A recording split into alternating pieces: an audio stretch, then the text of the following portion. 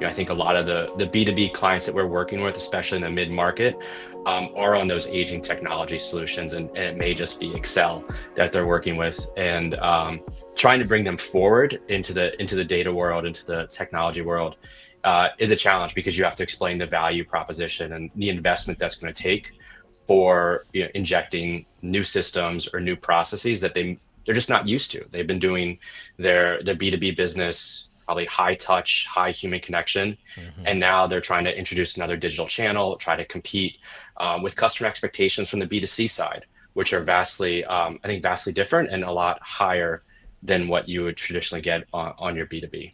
What I've seen is a lot of these middle market companies that we're working with, they do think this is IT's problem to figure out, to define, to develop, to roll out, and also to hold people accountable and ultimately adopt the solutions that are rolled out. And that to me is the Is wrong that fair? approach. It absolutely not. Absolutely not. A lot of pressure on our IT folks. So we've been talking about how we encourage our clients to break down those barriers, work across business units, create that shared accountability.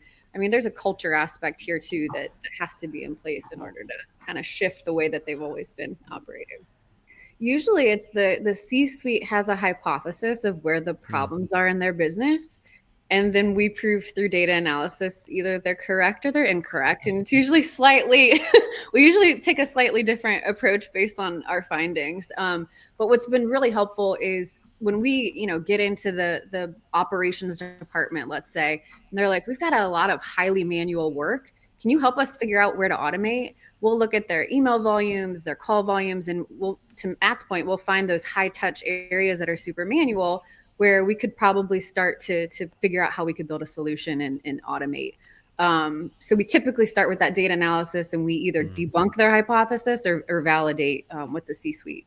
Definitely see a difference in the PE-led versus the family-led companies. I think one of the things that we were thinking about is the fact that in the family-owned companies, the leash is a little bit longer in terms of maybe being able to try and fail and learn a little bit along the way. Whereas with private equity-backed companies, there's an investment timeline and there are commitments that you have to make within a 3-year window usually. And so I think with family-owned companies, they might not be able to kind of think strategically. They might not have that digital expertise. Typically, we see them hire externally and bring that in-house to be able to think about what the next 5-10 years could look like.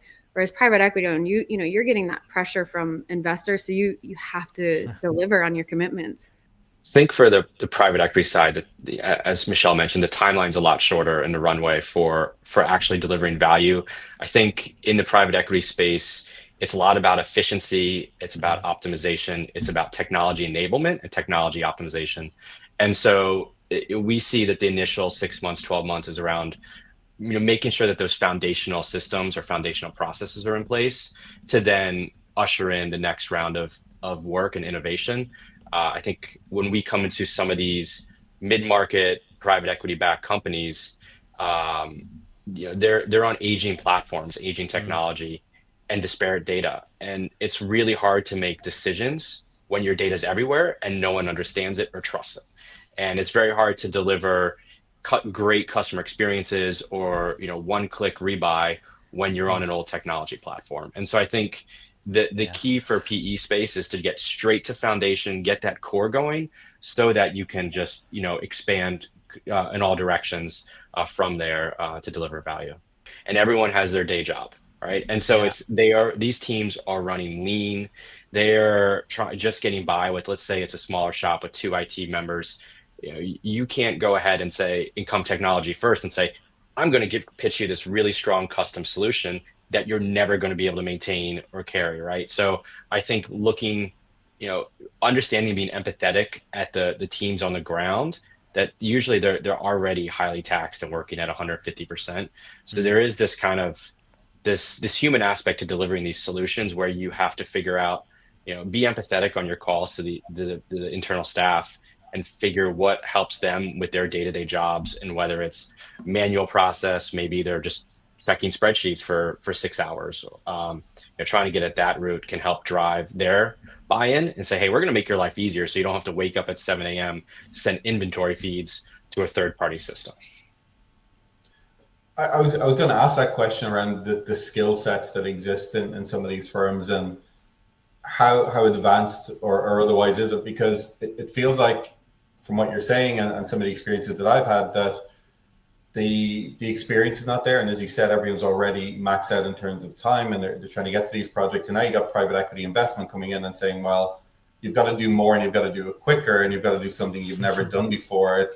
It's a complete misalignment in many respects. That must mean that this cross-functional team that CapTech has becomes really valuable then to the client, right? That's something that obviously you recognize 28 years in business and quite a large team. How involved can you guys get at that point, or do you want to? Yeah, we like to be involved, we want it to be successful when we leave. And so, we are making sure that the adoption, the buy-in happens from the C-suite down to the developer or call center rep, making sure that solutions we build or implement or integrate are ones that align with the adoption and the principles that are efficient and effective for the teams that use them. And with smaller skill sets of teams, that's going to impact your enterprise architecture decisions. It may be that you're going to start buying platforms instead of building, and recognizing that you can't have 5 custom solutions. You can have 2 off-the-shelf ones, but then knowing that those off-the-shelf systems don't always align to your perfect business rules that you've created over 20 years. Like that special shipping rule, that special pricing is not going to fit in a standard, SaaS platform. And so there's a little bit of that trade-off that I find is probably one of the hardest things, is getting that business complexity and that legacy secret sauce of the business translated to an off-the-shelf platform in a way that can be successful. I see two things largely as it relates to the growth strategy for these companies. It's mergers and acquisitions. That's typically a part of their roadmap, as well as product differentiation, right? Like, can we innovate and bring a new product to market, or can we acquire a company that has, reaches a specific customer segment that we haven't reached before? So those are the two kind of growth areas that I see. Matt, do you have anything else to add there? I think alongside product is, me being a tech guy, is bringing the technology up to speed of where, especially some of these mid-market shops that that are opcos, opportunity companies, they just don't have that technology foundation. And so, Michelle, when you talk about product and reach, you're going to need that the process, the business processes, and the technology behind that to be able to enable the reach of the product that they're aligning to on their investment thesis or deal. That organizations are investing in upskilling their staff to use these new platforms in the best way possible, or are they hiring new people from the outside and shifting their orgs? It's catch-22, because if you don't upskill the folks that have all of that tribal knowledge, you're really missing out on obviously leveraging that tribal knowledge. So I think we try to encourage our clients to upskill as much as possible. And then CapTech is also a part of that. So if we're rolling out a new, API platform and they don't have the experience in-house, we're constantly trying to do that knowledge transfer. I think hiring new talent, what I've seen is that they rely on CapTech for those 3 years where that investment is in place, instead of going out and hiring, a bunch of new talent. Now, if there's a missing product leader, then they likely will bring that product leader in-house so that they can, make sure that they're tailoring the experiences to the customer.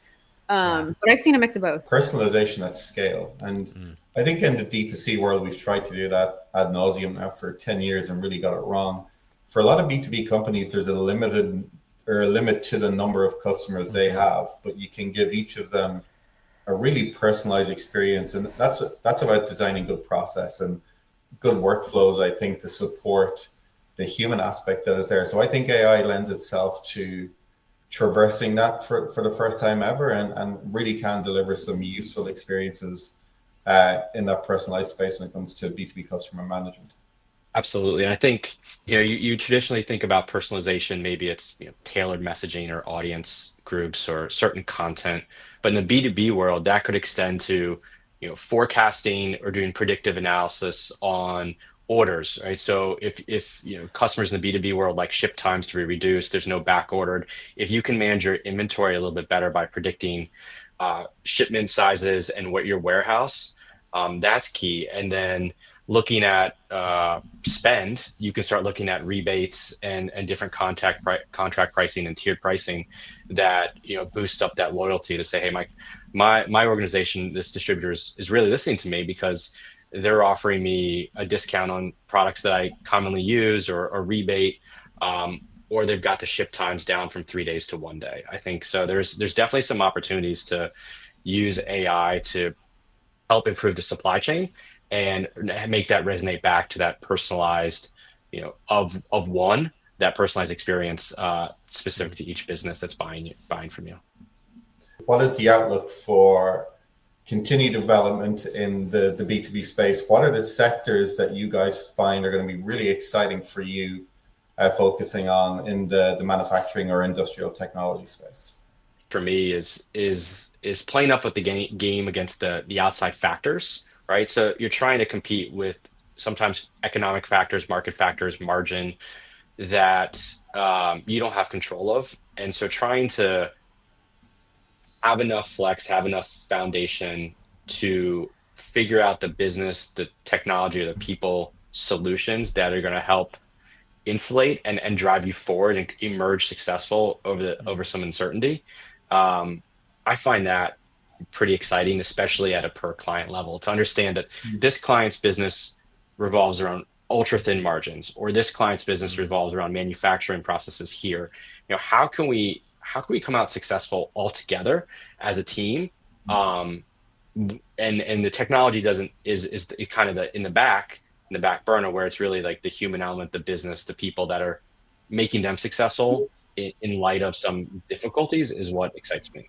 Obviously, there will be an interesting shift in this space to diversifying manufacturers, producers, et cetera. And so we're already sort of seeing the impact of that. And I think companies are, to Matt's point, they're probably going to have to operate on thinner margins, and they'll have to get a little bit creative. And I think what better time than to use digital channels to engage with customers than the next 12 to 18 months. So I think there's real opportunity in this space. We're seeing it firsthand for our clients, and super excited.